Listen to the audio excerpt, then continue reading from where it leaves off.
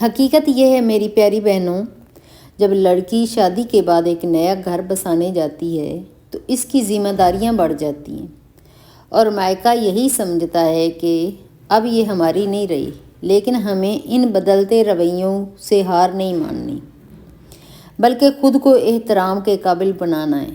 نہ شکوہ، نہ ماتم، نہ رونا دھونا، بلکہ وقار اور خاموشی سے اپنا کردار ادا کرنا ہے۔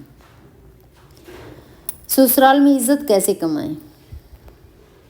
عزت ملتی نہیں ہے، کمائی جاتی ہے، اور شادی کے بعد یہ سفر بھی نازک ہو جاتا ہے۔ سسرال میں عزت کمانے کے لیے